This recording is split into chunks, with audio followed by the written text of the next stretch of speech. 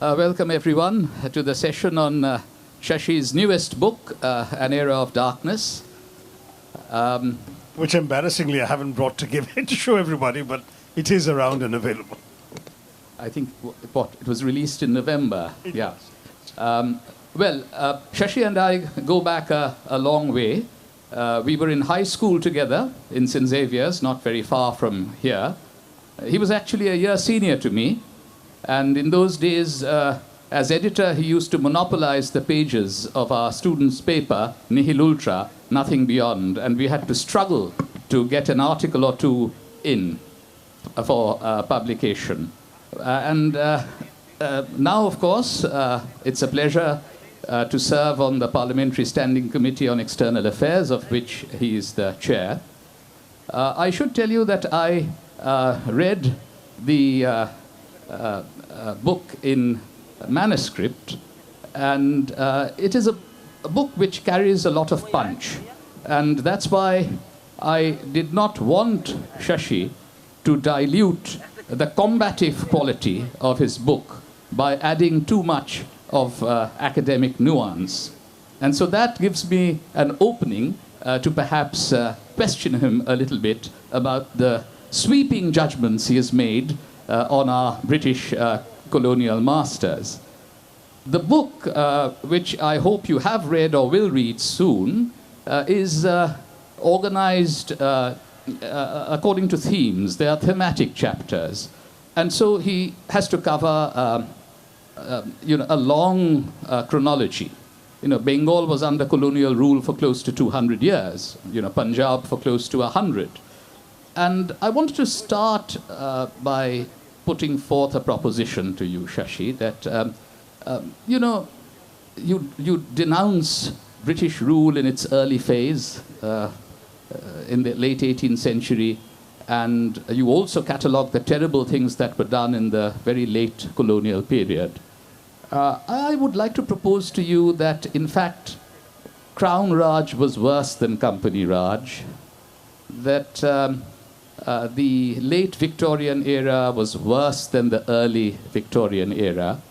And I never thought that I'd have to defend the British Raj, but in the interest of a more sort of vibrant conversation, don't you think that in the late 18th century, the British did not really have sense of racial superiority? That was not really a period of nationalistic imperialism.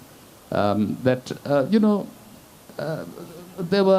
was a William Jones here in Calcutta who was very different from a James Mill of the early 19th century. The sins of a Clive and a Warren Hastings were not as awful as the sins of a Curzon or a Churchill in the early 20th. How would you want to provide a more careful periodization of this long era of darkness that you write about in your book? Thank you, Shugato. And before I answer that wonderfully provocative question, let me say what a pleasure it is to be here in Calcutta and to be here with Shugato Bose.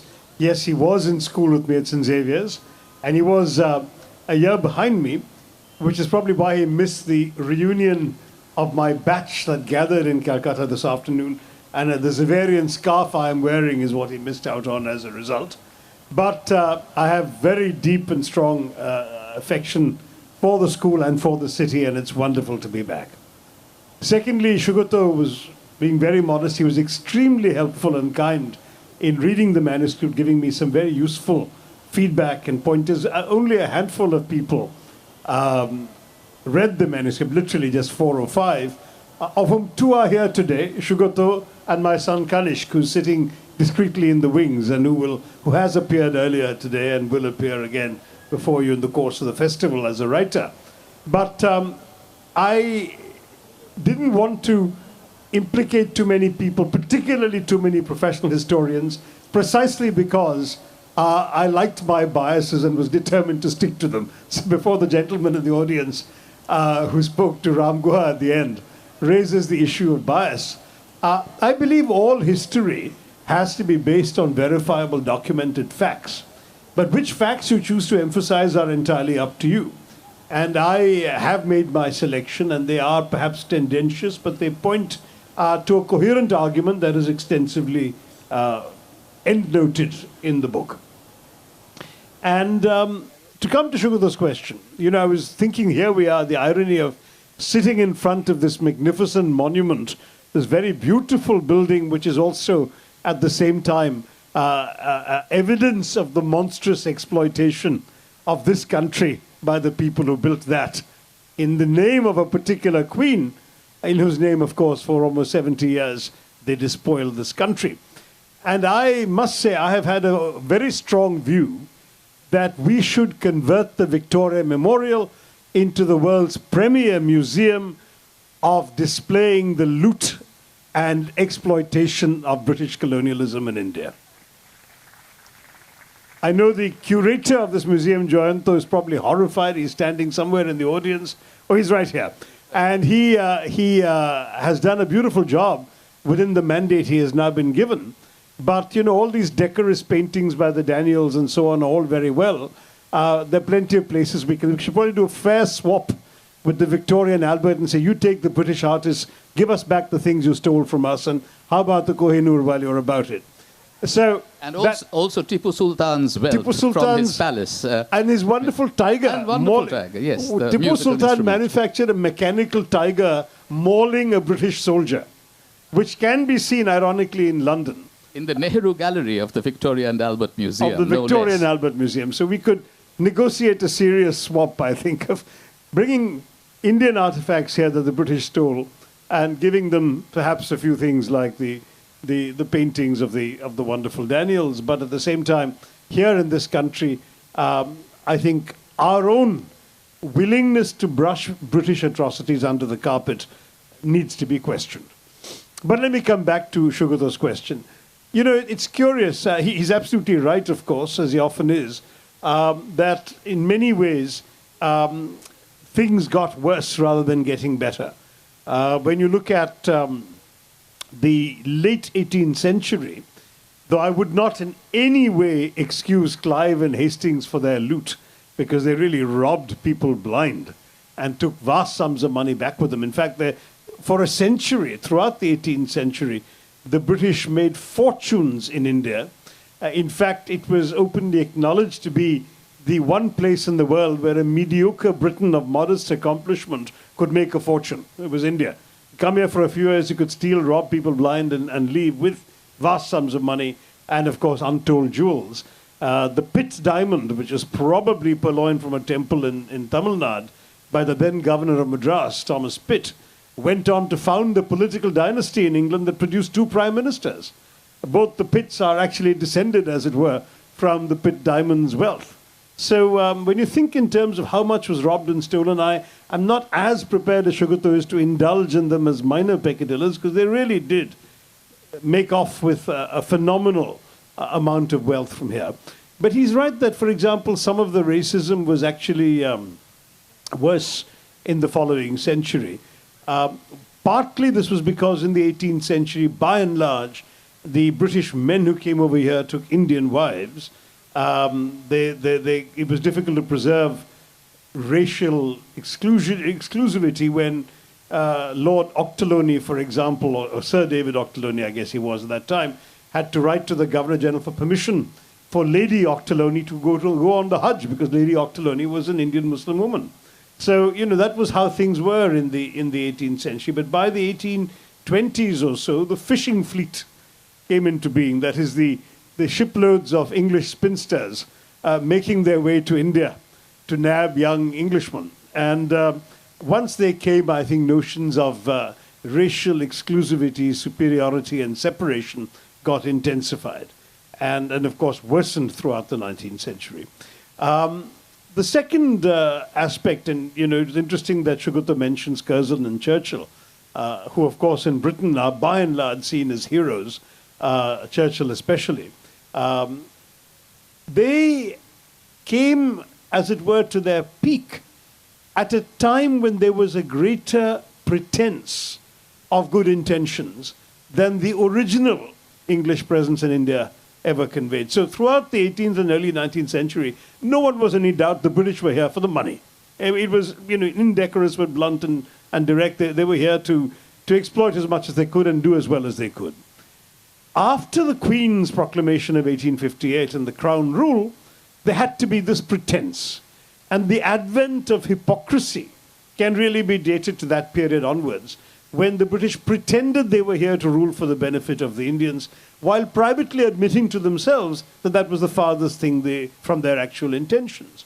So, you have Victoria proclaiming that Indians will be associated with the administration of the country, and Lord Lytton writing to Queen Victoria, but of course we don't really mean this, do we? Because, we've taken this token number of Indians into the ICS, and we've treated them abominably and given them no real power or authority, because, of course, we can't. This is our rule. I mean, that was essentially what was being said in private communications and behind closed doors. And so there was all this talk of the civilizing mission, but the moment Indians took it literally, and as I've written in the book, for example, it's often not known that Sir Syed Ahmad Khan's son, Justice Syed Mahmood, actually went to Oxford, got a law degree, came back, and became the first Indian judge in the Allahabad High Court. But the British were so horrified at the very notion of an Indian dispensing British justice that they essentially humiliated him in both small and major ways, finally driving him to drink and pushing him off the court. And he died a sort of tragic and bewailed death in his 50s. Because, again, this hypocrisy meant that the pretense was never sincere. As late as the 1920s, there is a British Home Secretary I've quoted in the book, who said quite simply that all this talk of ruling India for the good of the Indians is simple cant, and we know it. We seized India by the sword and we held it with by the yardstick, I think he said, and we shall continue to do so. Or words to that effect. The actual quote is even more pungent, and it's in the book. So Churchill's conduct against that background was reprehensible, but of a piece with this entire approach. So if you look at the Bengal famine, which was caused, as you know, deliberately by the decisions of the British Prime Minister Winston Churchill to export grain from starving, famine-affected, drought-affected Bengal to Europe, not even to actually feed people, but to buffer the reserve stocks for a future potential invasion of Greece. The actions of the man were nothing short of criminal. He should have been dragged before the International Criminal Tribunal at The Hague for war crimes.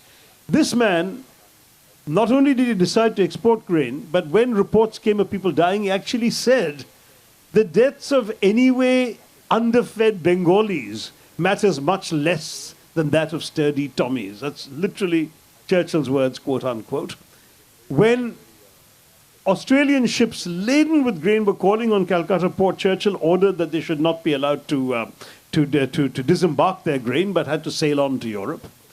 And when conscience-stricken British officials in Calcutta sent dispatches back to London about the horrors that were being inflicted, I mean, literally 4 million people died, some just dying on the streets because of Churchill's decisions. All Churchill could do was to write peevishly in the margin, "Why hasn't Gandhi died yet?"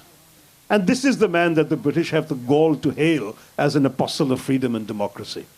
If you look at the 35 million Indians who died totally unnecessary deaths in famines throughout the British Raj, and I say totally unnecessary because they died because of British policy. And it was very deliberate, conscious, articulated policy that, number one, you shall not interfere with the free market. If people can't afford to buy food, too bad. Number two, Malthusian principles must prevail. If the land can't sustain the population, then let the population die until the right balance is asserted. And number three, the Victorian principle, fiscal prudence. Do not spend money you haven't budgeted for. So no charity, no famine relief was policy on these grounds. And it wasn't, by the way, just against us. They did the same thing to the Irish, which is why so many hundreds of thousands died in Ireland in the 1840s potato blight, and so many migrated to America to flee the iniquities of British rule. But anyway, the British, we didn't have that option too much in India, so we suffered under the British. And 35 million people died. Now you compare that to the great genocides of modern history that we all read about. You compare to Stalin killing perhaps 20 million, Mao killing perhaps 10, 11 million.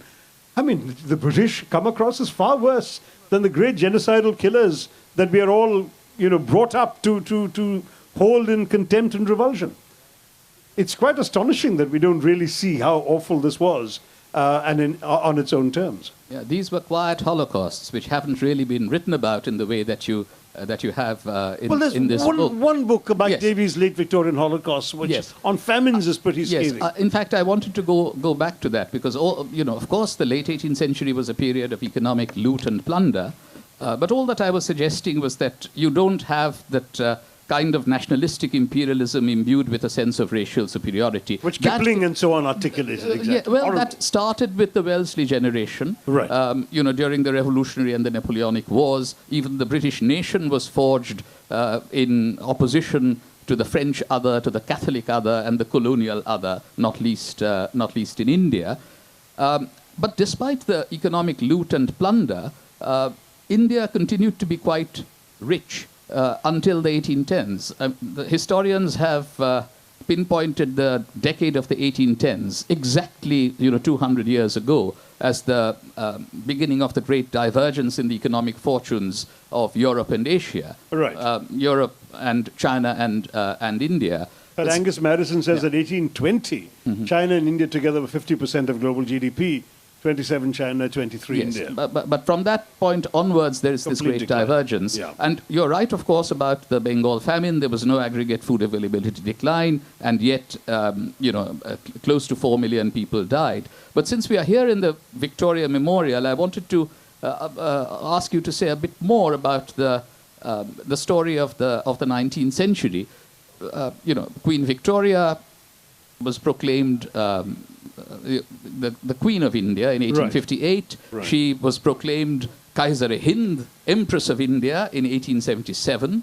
And in 1897, the Diamond Jubilee of Queen Victoria's reign was celebrated with great pomp and ceremony. And 1897 was probably one of the worst years of famine in India. And the British medical journal Lancet estimated that in the 1890s alone, 19 million Indians died because of famines. And just to place it in context, that was about half of the population of Great Britain at that time. And even though it happened just before Curzon became viceroy, the famines continued into the early 20th century. And what you see among British commentators led by Curzon is to try and portray the crimes of man as acts of God.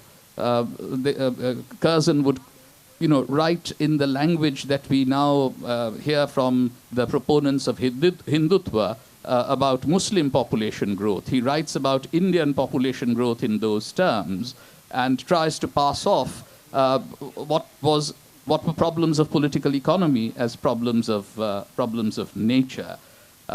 So what's the story of the 19th century? That you have arguments about India failing to industrialize deliberately as a result of British policy. And perhaps you could expound on that before I come to the politics of the late 19th and the 20th century. Sure. I mean, everything Sugata said, of course, I subscribe to, so I won't repeat them. But if you look at the fact that at the beginning of the 19th century, India was still a major industrial power in the world. We were the world's leading textile power. That is, we were the biggest manufacturers of high-quality textiles, as well as the biggest exporters of textiles to a variety of markets, east and west. One of the striking things, by the way, was that there are documented, not merely anecdotal instances in the 17th and 18th centuries of British shopkeepers trying to pass off shoddy European-made goods as made in India, because made in India had the reputation for having the highest quality of textiles, in particular linens, muslins, and so on. In fact, the gauzes of Dhaka, light as woven air, I mean, these were all the stuff of legend around the world. And India, of course, exported all of this. So what did the British government do? They came systematically, destroyed this. They broke the looms. They depopulated places like Murshidabad and Dhaka. Literally, Dhaka became 1/3 its population within 20 years, the beginning of the 19th century. And in at least one episode, I say this very cautiously because British historians claim this is completely made-up Indian propaganda, but one document I have read is an account by a contemporary Dutch observer in 1772. They cut off the thumbs of weavers, so the weavers couldn't weave again. This was the policy, followed by the fact that since they controlled the ports, they imposed extremely severe penalties, duties and tariffs on Indian exports from India, while removing them on British imports into India. So that was the way in which the textile industry was destroyed. You probably don't know that we had the world's leading shipbuilding industry, and that India's ships were considered the finest ships in the world. The craftsmanship was considered world-class. In fact, because of the quality of the wood used, mahogany and teak, our ships lasted 23, 24 years on average, whereas the typical European ship, made essentially of fir or pine, basically lasted 6 or 7 years. And of course, the brass work, everything else that went on the ship, we were top class. When the British conquered Bengal and northeastern India, they in fact made it a point to start manufacturing ships in India. But that resulted in the early 19th century in shipyard, dockyard workers and shipwrights and so on being thrown out of work in London. So in 1810, I think it was, the British Parliament passed an act that essentially made it impossible for ships made in India to ply the lucrative London routes. And as a result, eventually the shipbuilding industry in India died out. Third example, which many of us perhaps don't even know, but since we're sponsored by Tata Steel, it's worth telling, is that we had the world's leading steel industry. Our steel was invented in Karnataka, and the name for it was Ukku steel. Ukka was a Kannadiga word, which when the British, before the British, other European travelers transmuted it, it became transcribed as Woot steel, W-O-T-Z, which made it sound vaguely Polish or German. It was actually a Kannada word. It was Indian steel. Indian technology is what the Arabs came and learned from and took back to make the famous Damascus steel. And Indian steel was so famous that our swords were considered the best in the world, to the point when British soldiers invading India in the early years, in the 18th century, for example, they would shoot Indian soldiers and dismount and steal their swords, because their swords were made of so much better steel than anything the Europeans had. Now, this is another industry the British systematically destroyed, and of course later they imposed their own steel industry. I've told the story, by the way, of the entire, it's too long to recount here, but of the entire history of how the British built up their steel industry at our expense, how they then imposed, when Jamshedji Tata, since this is a Tata Steel sponsored conference, let me pay him tribute, struggled for decades to try and get India to set up a modern steel plant to compete with the British, the various hurdles that were placed in his path. And then finally, when he got permission, he died, in fact, before the first steel could be produced. His son presided over the first steel production from Jamshedpur. But when Tata was to do this, the then chairman of the railway board, a senior imperial official, sneered that he would personally eat every ounce of steel an Indian was capable of producing. I only wish he'd lived long enough to see the descendants of Jamshedji Tata acquire the remnants of British steel and taking over Chorus in the 1990s. Might have given him a bad case of indigestion. But anyway, so that's on the industrial front. Now, the argument made on the other side is, oh, well, they say, the British say, it wasn't, we didn't do this to you. You simply missed the bus for industrialization. To which my answer is, if we missed the bus, we missed the bus because you threw us under its wheels. And here are the three examples of industries in which you systematically destroyed Indian industry.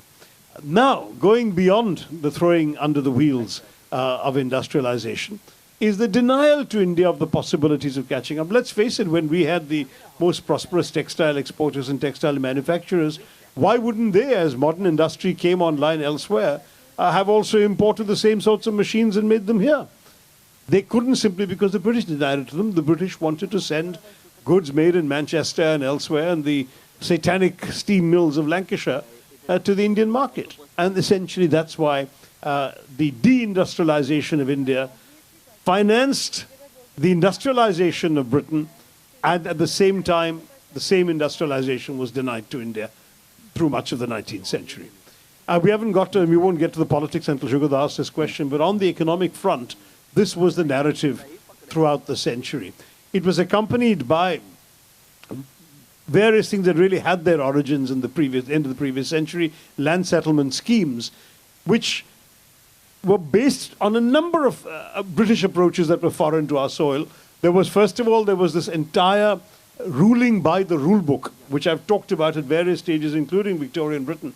But whereas in India, tax collection had existed, I'm sure at various times in various places had been unfair too, but there was always a culture of understanding. History shows that in times of drought and famine, taxes were usually waived. If somebody had a wedding in the family or a death in the family, taxes weren't collected at that time. There was this whole human interaction involved. With the British, everything was flattened by the book. The rates they charged were higher than ever charged before. The lowest tax rate the British ever charged was 45%. The averages between 85 and 90% of the crop had to be taken by the East India Company. People who couldn't pay, even for legitimate reasons like these reasons I mentioned to you, were taken out in public and stripped and flogged and tortured and so on. There were horrendous stories. There's recorded instances of peasants fleeing lands ruled by the East India Company in order to take refuge in Indian princely states where they'd be treated more humanely.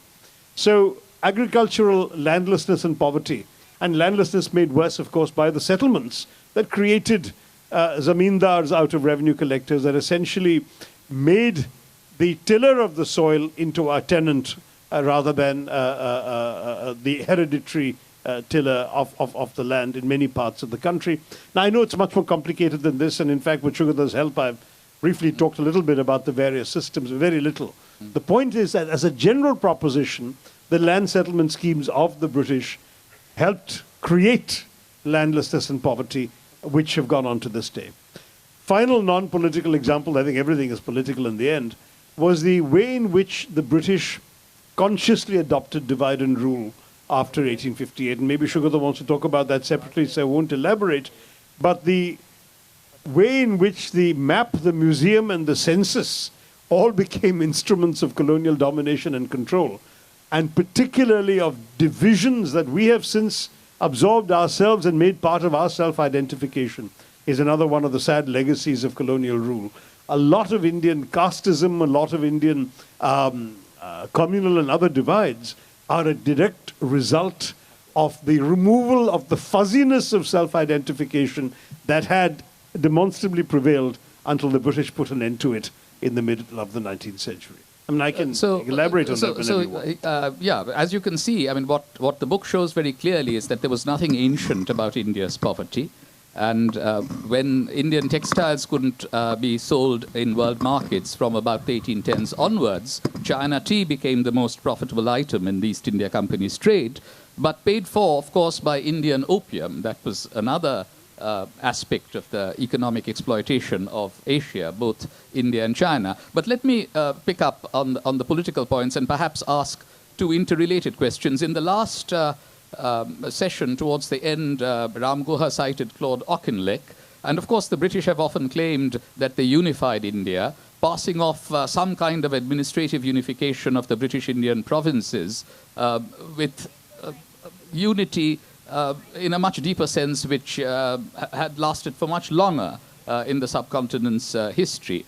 But also, if you could talk about what you've alluded to, divide and rule, I would put it slightly differently. I mean, you quote Elphinstone, for example, in your book, who makes a rather bold statement of how the religious communities in India need to be divided. And of course, at the time of the partition of Bengal, similar statements were made. But I would want to suggest that what happened after 1858 was that the British decided to privilege the religious distinction as the basis of social enumeration. So political majorities and minorities got predefined along religious lines. That's the first time that we began to think of Hindus forming a majority at the All India level, Muslims being the largest or the most significant minority. So is it just a question of pitting communities against one another, or, as you were beginning to suggest, a scheme of classification which has left a lasting legacy on which communal politics is built in India even today? Even today. But the fact is that I think it was both, and I'll explain why. Elphinstone's memo that Sugata refers to is a memo in which he says, divide et impera was an ancient Roman maxim and it shall be ours. Divide et impera, divide and rule. Now, why did he write that? Because the British were horrified by the so-called mutiny. The revolt of 1857 showed Hindu and Muslim soldiers side by side fighting under the banner of the enfeebled and largely symbolic Mughal emperor to overthrow the hated Firangi. And this was the one thing the British could not imagine, because these are soldiers whose living was being paid for, as it were, by carrying arms for the British, and here they were turning those arms against the British. So they felt that the only way they could preserve this was by division. It was a very conscious political project. And as Shugata mentioned, coming to this wonderful state, in Bengal in 1905, there was a conscious decision made to partition Bengal in order to create a Muslim majority province, precisely to further the politics of division. And this was accentuated not only in terms of internal memos, but by some of the public statements. Bamfield Fuller, the governor, lieutenant governor, as it were, at that time, specifically talked about how he has two wives, Mohammedan and Hindu, and he prefers the Mohammedan wife, and so on. All of this was very, very overt signaling. It wasn't even particularly quiet. But what was interesting was that when this project was first announced, the Nawab of Dhaka, who was a Muslim nobleman, said, "This is a beastly idea, I shall never stand for it." Whereupon the British quietly slipped him £100,000 and he changed his tune. This is how the British fomented the process of division. Secondly, and of course the founding of the Muslim League 1 year later, 1906, was actually paid for in part by the British, who specifically asked. And the irony was that the Indian National Congress had actually been, if they were at all sincere in their professions of wanting to create responsible self-governance, the Indian National Congress in those first 21 years of its existence had been such a model party of colonial sort of non-agitational demands for rights for Indians, that it should have been the perfect nucleus to raise, as it were, a loyal opposition out of. But the British were never sincere in their professions of actually promoting responsible self-governance. They found it more useful to divide this incipient national movement than to actually embrace it and co-opt it into the governing process. It's very striking. So rather than welcome this very, very responsible group, I've read a fascinating book by a British journalist, published in 1907, Henry Nevinson, who came here and traveled through India, not just Bengal, the Madras Presidency, Bombay, etc., and has written a wonderfully detailed account, very much in a journey. I think it was the Sunday Times, I can't remember now. Very detailed account, substantial book, with plenty of details in it of all of these things, including, for example, he attends a public meeting conducted by the Indian National Congress on Marina Beach in Chennai, and he recounts the resolution passed. All this is 1905, 1906, etc.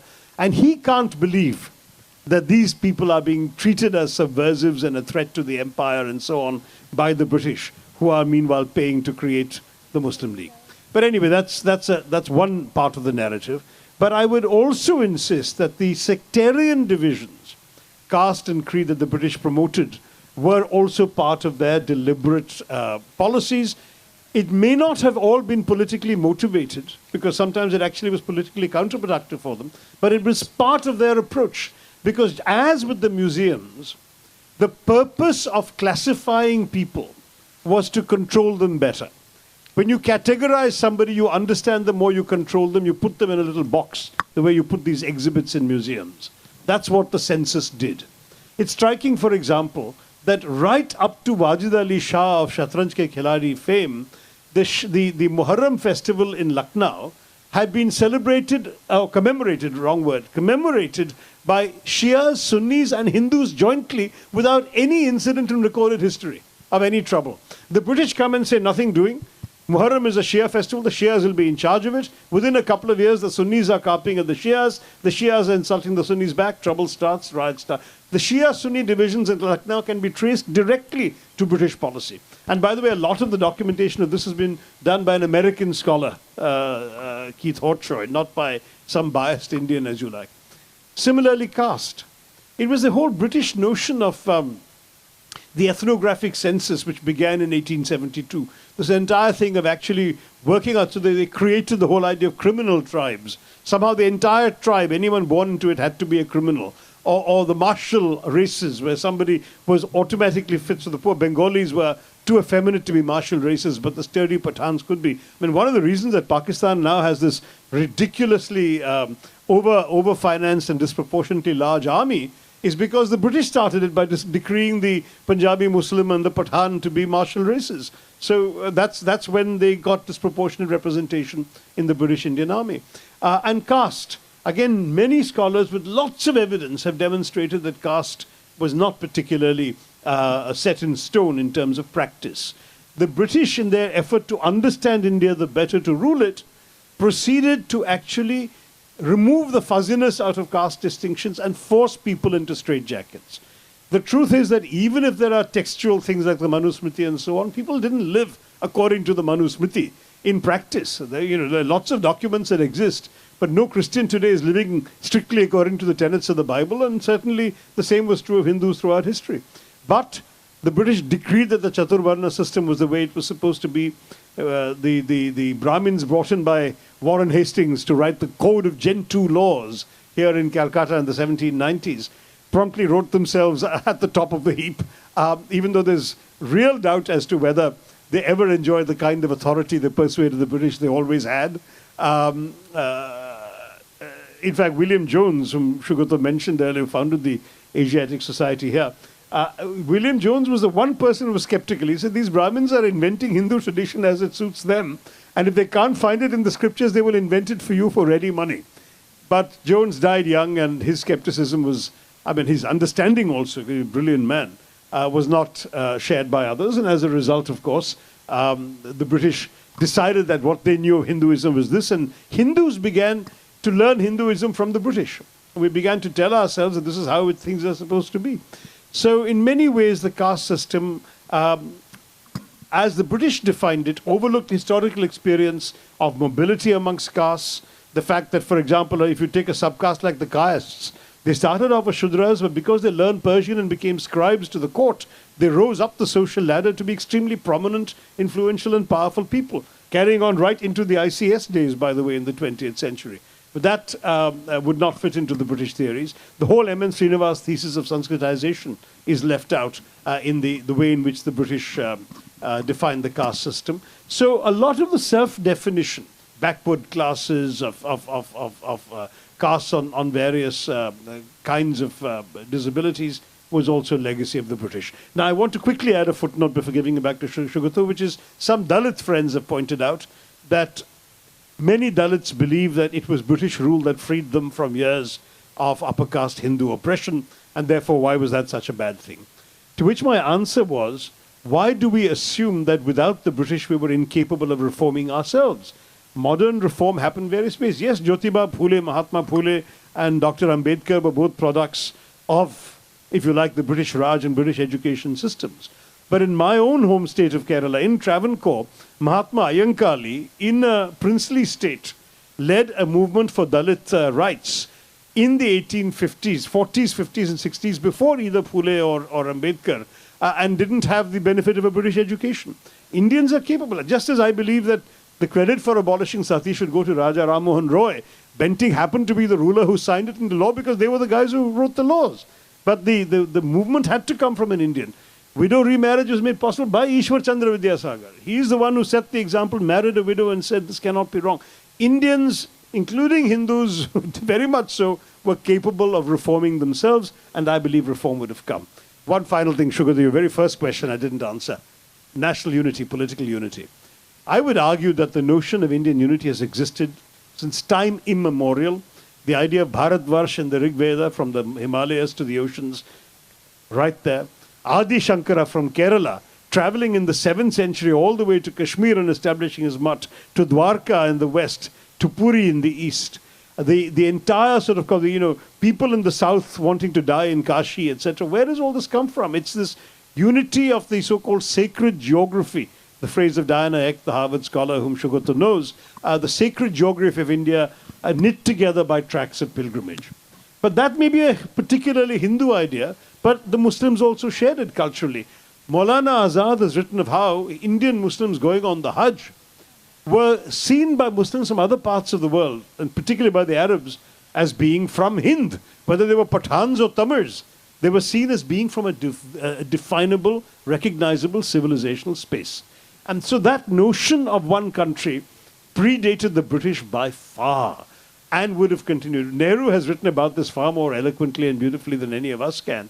And he's talked about this idea of India, which has got this entire shared history, shared geography, shared culture, shared civilization, heritage, which certainly was not a gift of the British. In fact, the biggest punishment of the British was the fact that their divide and rule led to the partition that has actually eviscerated a land that was essentially seen as one for 3,000 years. After all, from the days of the Mauryas trying to conquer all of it, to Akbar and Aurangzeb trying to conquer all of it, there was always this sense of one common space that various rulers had felt the need to try and unite under their power.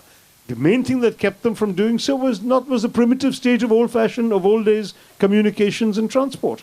With modern 19th century, 20th century transport and links, some ruler would have certainly knit all of India together without the pain of partition as well. Yeah, I agree, of course, that the idea of Bharatbarsha, the idea of Hind or Hindustan, pre-existed British colonial rule in India. But I think what I would add is that the establishment of the British Empire led many Indians also to privilege the eras of imperial unity, the Mauryas and the Guptas and the Mughals and so on. But what I would like to stress today is that the periods of political decentralization in India were not necessarily periods of economic decline or cultural decay. Absolutely. Just think of the period between the Mauryas and the Guptas. That was the period when the close links were forged with Southeast Asia.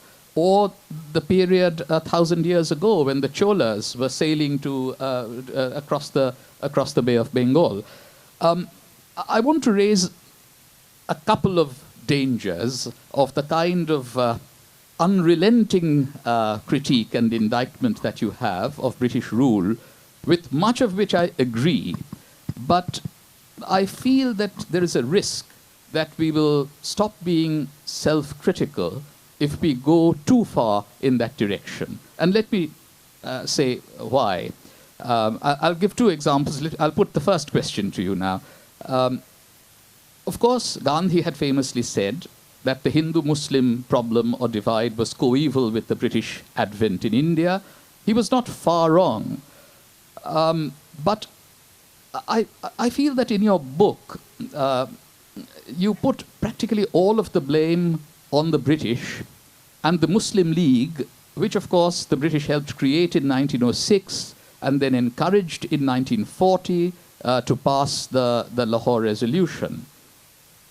Yet, just consider that within the Indian National Congress, the party to which you now belong, there were those who believed in a kind of Hindu majoritarianism in UP, a kind of Hindu minoritarianism in Punjab, and that, I think, upset the Muslim minority, leading them to put forward a claim that they were not just a minority, but a nation.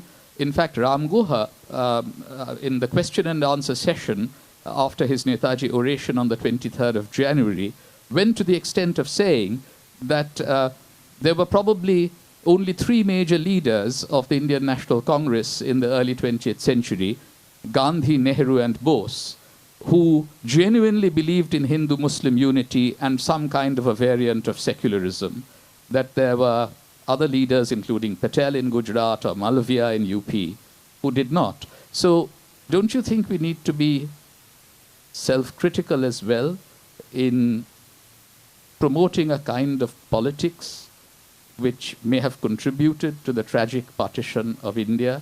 Can we put all of the blame on the British and their support for the Muslim League? No, I think it's fair to say that we obviously had our share of culpability, both at this level, though I think if Ram said that, he's exaggerating a bit, because I can certainly name Maulana Azad and Rafi Ahmed Kidwai and Rajgopalachari and of course the Ali brothers. But, yeah, but that's precisely what I'm saying. Muhammad Ali and Shaukat Ali were Gandhi's closest compatriots in the early 1920s. Now, Muhammad Ali was president of the Indian National Congress in 1923. And of the Muslim League. He talked, and of the Muslim League, and he talked about a federation of faiths. Now, what he said in the early 1920s as Congress president was entirely acceptable. But when he left the Congress and said more or less the same thing in the early 1930s, the Congress's nationalism had become so singular by that time that he was being branded communal. So that is the kind of problem that I'm trying to identify. No, but you know, if you look, for example, also at the grassroots, at the sort of tactical level, what were the British doing in 1940? It wasn't just encouraging the League to pass the partition resolution. It was also because the Congress, I think, with hindsight, rather foolishly resigned the ministries that they had won in the elections of 37. The British appointed Muslim Leaguers to positions they had not earned by election and gave them the opportunity to gain in strength through the actual dispensation of patronage and the accumulation of privilege and the exercise of privilege, I beg your pardon, by wielding power that they should not otherwise have had. And the British, in their private notes, were absolutely clear as what they were doing. This is a party that cannot survive without us affording this help. But the help went very far because with all this patronage and pelf, and the League grew fat to the point where a party of just a few lakh members in 1939, which had been humiliated in the Muslim seats in the 1937 election, the Congress Party had won more Muslim seats than the Muslim League had. By the end of the Second World War, the Muslim League had become a party of 2 crore members and had become the most credible force. Of course, all the Congress leaders and main workers were in jail as after the Quit India movement. So there was nobody there. So not only did the Congress emerge from jail in 1945, having been completely sort of overtaken, as it were, in the last few miles by the British patronage given to the League, but they had actually become unaware of the extent to which they had left the field of battle to the other side. Now, you might say that that is not purely a British ploy, that after all, British didn't tell the congressman to go to jail, but the fact is the congressman did, and therefore, in this particular instance, the Muslim League was able to benefit from British patronage to be in a position to win the elections of 46 and push their claims to partition. As to Hindu majoritarianism, I suspect that you're right, there were definitely some Hindu majoritarians, but I've often seen that sometimes the fundamentalists of both faiths actually get along far better with each other because they seem to recognize the ground rules, as it were, that separate them and that unite them. And as long as the framework was of one country, they would not perhaps have interdined, and let alone intermarried or any such thing, but they would have maintained civil relations with each other. It was the fact that the British were creating a climate of encouraging separation and division to further their own rule that I think made it possible and made perhaps separation inevitable. Some of the worst examples of virulent sort of anti-Indianism or separatism came from people who were not particularly fundamentalist. Jinnah himself, as you know, had lived a life that was far more secular than Islamist. Many people didn't fully understand what partition would involve. That's the other thing. One of the funniest stories, I don't remember if I've told it in the book, I probably have not, is that the first High Commissioner designate of Pakistan to India wanted to keep his Indian passport while being appointed Pakistan's High Commissioner because he owned a lot of property around Lucknow that he didn't want to have to surrender by becoming a foreigner. So he said, why can't I be a citizen of both countries? And he had to be told, sorry, this is not possible. And he had to, in the end, give up either the Indian passport or the High Commissionership. I've forgotten which he gave up. But he was the first named High Commissioner designate of Pakistan to India. Jinnah certainly thought that he could cheerfully maintain his residence in Bombay and visit it from time to time. He even planned to retire in Bombay. In fact, Jinnah wanted to convene the Pakistan Constituent Assembly in Delhi. And only in July of 1947, only when that was refused did he convene it in Karachi on the 11th of August and made his, now famous speech. Now, I think I'm getting signals from the organizers that I should quickly now go to the audience. I'll simply add that exactly at the time that the British were encouraging the politics of separation during the Second World War, that they were being particularly unkind to Mahatma Gandhi. And it's when he went on a fast in February of 1943 that Churchill was saying that this is no time to crawl before a miserable old man. And Linlithgow was saying that if he dies, there'll be 6 months' trouble and then nothing after that, and so on. And this was a a period when, of course, Subhash Chandra Bose was coming by submarine exactly in that period to lead the struggle for freedom. The other point that I wanted to make, which I'll just briefly mention, where we need to be self-critical, is that your book contains a catalogue of really terrible laws that were enacted by the British in the late 19th and early 20th centuries. But 70 years after independence, I think that we ought to take some responsibility for having kept them on the statute books. I know that you've made a personal attempt to get Section 377 removed. I feel that we really ought to join forces to see whether we can get the law of sedition. I've also put a private member's bill on that. Please join me on that. The law of sedition, which was used to persecute our freedom fighters, are still on our statute books and are now being deployed against innocent students who face trumped-up charges and so forth. But having said that, let me... 377 got all the attention because the BJP shouted it down and made it the first bill in the history of independent India not to be introduced at all because it was voted down at the introduction stage. Whereas my sedition bill has been introduced and, of course, will be quietly shelved if they can possibly help it. But it has been successfully introduced. Of course, and I called for the repeal of the sedition law when I spoke in the debate on the current situation in the universities last February, about a year ago. Right. So let's have questions from the audience. Wow, lots and lots of hands have gone up. Let's go to the lady there first. Is there a mic coming around? I think so. There's a microphone coming around for you. I'll go to you next. Yeah. Good evening, sir. I would like you to tell us whether Indians are actually losing their right to complain about their colonial history now that they're pursuing such neo-imperial ambitions all over South Asia. Are we pursuing neo-imperial ambitions around South Asia? I don't think we can deny that we No, are. give me a couple of examples. No, genuinely, I'm not denying it. I'm honestly a bit surprised by the question. Where are we being neo-imperial elsewhere in South Asia? So we have... Within the boundaries of constitutional India, yes, but outside? So we have identified ourselves as a big brother in the South Asian region, be it with Nepal, be it with Sri Lanka or Bangladesh. We have tried to be very patronizing in our approach, but I think that is working towards a neo-imperial trend. I think you're being a little unfair, my dear. The fact is that all big countries have this problem. India, if you look at the South Asian Association for Regional Cooperation, put them all around a table. India accounts for 70% of the population and 80% of the GDP. Inevitably, it displaces more weight. You know, you ask any of the neighbors of the United States what they think of their big brother. It's just inevitable. In fact, the wonderful Mexican statesman Porfirio Diaz memorably bemoaned the fate of his own country, saying, "Poor Mexico, so far from God and so close to the United States." You know, I mean, I'm sure that there are equivalent Maldivian and Sri Lankan and Bangladeshi feelings and Nepalese feelings about India.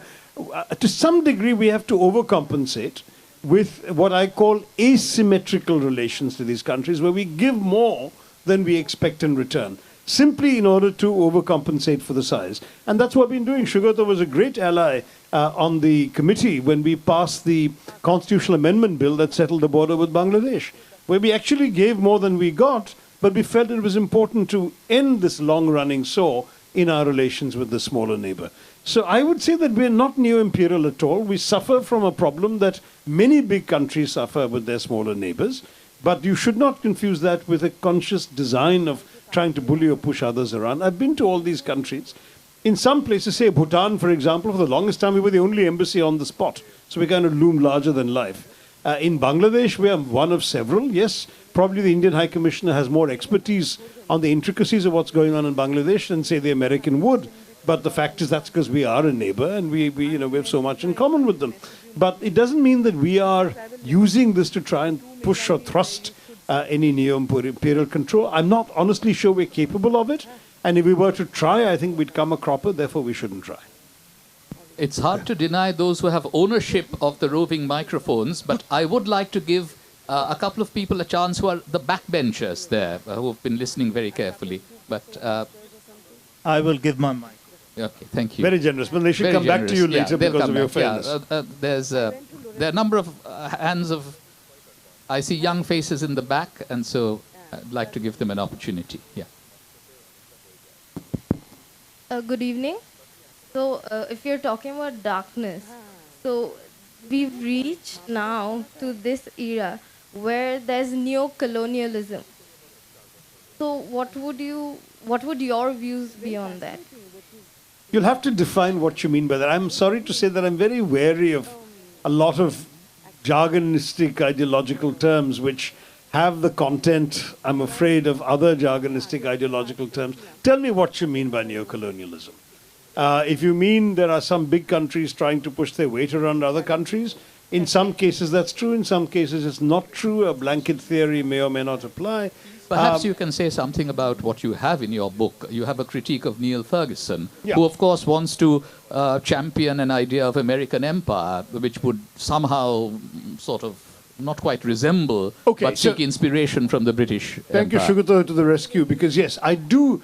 Neil Ferguson, the Scottish historian, actually wrote a pair of books at the beginning of the century. One called Empire, in which he tried to justify the British Empire, calling it a jolly good thing, the capital G, capital T. And then a book called Colossus, in which he spoke of America as being uniquely suited to replicate the great achievements of the British Empire in the Middle East. That was published in the beginning of 2003, just as America was poised to invade Baghdad. So obviously, I'm sure he recants a little bit, at least the second one. But the argument that people like Neil Ferguson, Andrew Roberts, Lawrence James, many of whom I've cited in my book, have made is the British Empire laid the foundations for the globalization that has made lots of countries prosper in the 21st century, that they introduced the killer apps of modern civilization and beneficently gave them to the rest of the globe. Lawrence James actually said the British Empire was the greatest act of benign altruism in human history, which made me choke. But the fact is that this kind of thesis is being advanced. And yes, I have refuted it in some detail in the book. As Shugato said early on, it's really not a narrative history. It's a thematic argument. The book is an argument. It's an argument first about all the things the British did wrong. Then it takes the various arguments made in defense of the empire, such as the railways, rule of law, political unity, etc., and demolishes them one by one. And then the last sort of quarter of the book, it takes up some of these arguments, including about the contemporary period, the afterlife of colonialism, and talks about that as well. So it is a pretty broad-ranging indictment of British colonialism, specifically in India, but towards the end broadening to a wider global. You know, once I was on a panel like this with Neil Ferguson, and he said that the period 1870 to 1914 was an era of peace in global history, that there was no war after the Franco-Prussian War and until the outbreak of the Balkan War and then the First World War, completely forgetting, of course, that practically the whole of Southeast Asia, excepting Java, was conquered in that period. And large chunks of Africa. And partition of Africa. You know, Egypt 1882 set the ball rolling for the scramble over Africa among European powers. There are so many hands up that, yes, whoever has the microphone at this And I think stage. the gentleman who sacrificed the mic should be. The one who sacrificed the microphone will get a chance after this young man has spoken. Sir, I would like to know that how far the British has impacted our education system, both positively or negatively. I do talk about that, and I explain that it's negative. The British had no intention of imparting education to the Indian masses, far from it. In fact, they specifically decided they would not do that. But they decided they would create a small class of, if you like, interpreters, a buffer class between them and the masses they were going to govern. Macaulay's Minutes laid it out very clearly, a class of Indians, Indian in blood and color, but English in taste and in opinions and morals and in intellect, quote unquote. Now that class was always meant to be a small one. It was meant to be collaborating or cooperating with the Raj. And they could, if they wished, impart in Indian languages to Indians whatever wisdom they could gain from the British, but their job was basically to serve British interests in India. That was the entire logic of education. So as late as 1930, Will Durant, the American scholar, observed that the entire education budget of Britain and India, at all levels, right, up to and including university level, did not equal the high school budget of the state of New York. So we were looking at this vast empire that had no desire to educate Indian people. And in 1947, they left us with a literacy rate below 17%, because the census of 1951 established 17%, so it was somewhere below that in 1947. Women had 8.5% literacy in India. Can you imagine, out of every 12.5 Indian women, only one could read and write? That was what Britain left us with. But where they did educate, it was very much to colonize the Indian mind. And so the idea was to create plaster Englishmen up to a point. I mean, at the simplest level, they had no desire to create Indians who could hold their own against the British. They were quite happy to create, if you like, the caricatured Bengali Babu of the 19th century, you know, described in Kipling's Kim and in so many other books. That's what they wanted. Somebody who'd never know English well enough to really challenge the English, but enough to serve the purposes of the English at petty levels of Indian administration. That sort of thing. And it is actually to the credit of the Indians that they seized this instrument, took it to their own advantage, learned it well enough to master the language and the ideas to which they had access to that language and turn it against the English. I mean, Dadabhai Naoroji was an Anglophile until he saw the horrors of the Odisha famine in 1866, whereupon he wrote Poverty and Un-British Rule in India, where he was reproaching the British for not being British enough in the way they were treating India. But this kind of thing was to the credit of the Indians, that instead of following the British project, they actually went way beyond anything the British ever intended. And it's very interesting. I mean, someone like Surendranath Banerjee was driven out of the ICS for a trivial infraction that would not even have earned an English ICS officer a reprimand. This British journalist I described, Henry Nevinson, 1907, heard a speech by Surendranath Banerjee and said he's the finest orator in English apart from Gladstone in the world. I mean, so there were Indians like that who were at a certain level that even the British held in awe, but that was never the intention. It's interesting, for example, that university education was entirely dominated by Indians because the English had no desire to create a class of university-educated Indians who could challenge their authority.